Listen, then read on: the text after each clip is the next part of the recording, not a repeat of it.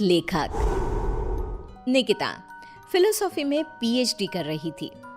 उसे किताबें पढ़ने का इतना शौक था कि वो किताबों और कहानियों में ही अपनी दुनिया ढूंढती थी। निकिता जब ग्रेजुएशन में थी तो उसने एक किताब पढ़ी थी, वर्ड्स नॉट सेड। तब से ही उसे उस राइटर से एक अटैचमेंट सी हो गई थी। उसने राइटर का नाम पता करने की बहुत कोशिश की पर कुछ पता ही नहीं चला। एक दिन वो अपनी फ्रेंड से कहती है, कितने दिन हो गए, आज तक मैं उस राइटर के बारे में कुछ पता नहीं लगा सकी। आज तक तो वहीं अटकी पड़ी है, किताबों की दुनिया को वहीं तक छोड़ दे बहन, कुछ नहीं रखा उसमें। फिर तो तुझे कुछ पता ही नहीं। उनकी हर ईयर एक बुक आती ही है जिसकी सिर्फ 20 कॉपीज ही बनती है और मैं सारी कॉपीज खरीद लेती हूँ। चल तुझे दिखाती हूँ।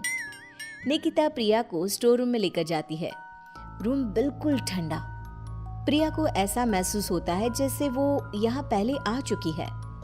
कुछ अजीब सा महसूस हो रहा है, मानो मुझे कोई अपनी ओर खींच रहा हो। कमरे में चारों तरफ गुफ अंधेरा। अपने फोन की फ्लैश लाइट ऑन कर निकिता फोन को चारों तरफ घुमाती है। हर तरफ बस उस अज्ञात राइटर की ही किताबें थी। सारी बुक्स को यहाँ छिपा कर रखती हूँ मैं।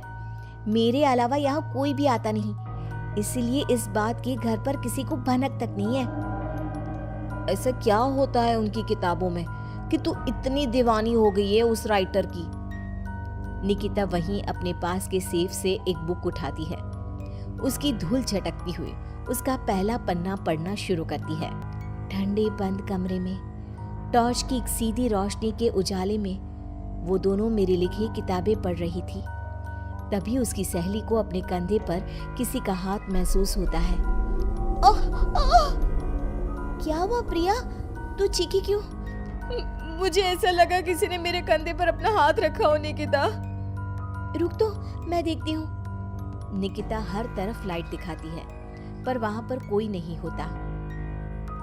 देख तो, कहाँ कोई है यहाँ? छोड़, तू कहानी सुन। फिर उसे लगता है मानो एक भारी सा हाथ उसके सर को सहलाता है। क्या फालतू किताब है, बंद कर इसे, मैं घर जा रही हूँ। दोनों कमरे से बाहर आ जाते हैं। क्या हुआ यार, तू ऐसे अचानक बाहर क्यों आ गई? अरे कैसी किताब है यार प्रिया, तू जो कुछ भी पढ़ रही थी सब वैसा ही हो रहा था। अब समझ में आया तू खोई खोई सी क्यों रहने लगी है। एक मिनट, क्या वो राइटर मुझे भी जानता है? मेरे बारे में और क्या क्या लिखा है उसमें? दे मुझे वो किताब दे, मैं घर जा रही हूँ, वहीं पढ़ूंगी।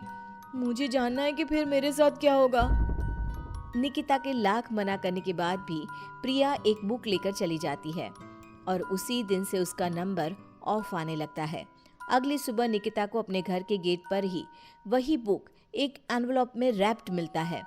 एक हफ्ते तक प्रिया की कोई खबर नहीं मिलती। निकिता किताब का पन्ना पलटती है जहां प्रिया के गायब होने के बाद टू बी कंटिन्यूड लिखा था। अब मैं नेक्स्ट पार्ट का वेट नहीं कर सकती। प्रिया मेरे कारण ही गुमशुदा हुई है, पर मैं क्या करूं? निकिता एनवलप में आए बुक को खोलती है जिसमें एक एड्रेस होता है, एक ऐसी जगह जिसका नाम गूगल पर भी मौजूद नहीं था। पर निकिता बस पकड़कर निकल पड़ती है। पालन खेत ये तो वही जगह है। मंजिल ने राही को ढूंढ ही लिया। निकिता जैसे ही बस से उतरती है बस गायब हो जाती है। लगता है ये बस मुझे यहाँ लाने के लिए ही आई थी। निकिता रोड से जंगल की ओर बढ़ती है। अंदर चलते हुए उसे एक खंडर दिखता है जिसके अंदर वो जाती है। अंदर उसे एक लड़का डायरी लिखते हुए दिखता है। अरे आ गई आप, आइए आइए। आप ही है वो राइटर? मुझे बताइए कहाँ है प्रिया? वहाँ देखो। निकिता देखती है कि दीवार पर प्रिया की तस्वीर लगी हुई है जिस पर हार चढ़ा हुआ है। प्रिया की फोटो के साथ वहाँ कई और लोगों की तस्वीरें भी थी। ये सब क्या है? मेरी कलम श्रापित है, मैं ना भी चाहूं तो भी ये चलेगी। जिस किसी का जिक्र ये करती है उसे मार कर ही दम लेती है। ये सिलसिला शुरू हुआ था जब मैं 16 साल का था। एक नदी के किनारे मुझे ये पेन मिली। मैं इसे अपने कबर्ड में रख कर भूल गया। फिर एक दिन अचानक कबर्ड से लाल रोशनी आई। मैंने उसे खोला तो पेन चमक रही थी और इसने लिखी मौत की दास्तां। मेरा सब कुछ इसने छीन लिया, सब कुछ। मैंने उसे खत्म करना चाहा, पर नाकाम रहा। मैं सब कुछ छोड़कर जंगल में रहने लगा, पर यह तब भी नहीं रुकी। तो इसे रोकेगा कौन? तुम नहीं मरी। बाकी जिस किसी का भी इसने जिक्र किया, उसको इसने निगल लिया। तुमने मेरी सारी बुक्स पढ़ी, उसे संभाल के रखा, पर तुम्हें कुछ नहीं हुआ। तुम ही वो मसीहा हो निकिता, मुझे बचा लो और इस खेल को रोक दो निकिता।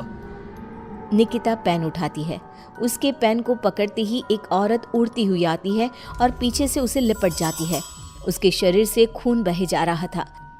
खुले बाल, झुर्रियों से भरा उसका चेहरा बड़ा डरावना लग रहा था। मेरी गोद में बैठो निकिता, आओ ना। नहीं, बहकना मत निकिता, यही है पेन की मालकिन, रूहें खाती है ये। इसकी बात मत सुनो निकिता। लिखो निकिता, फिर वो लड़की खुद को मार देती है।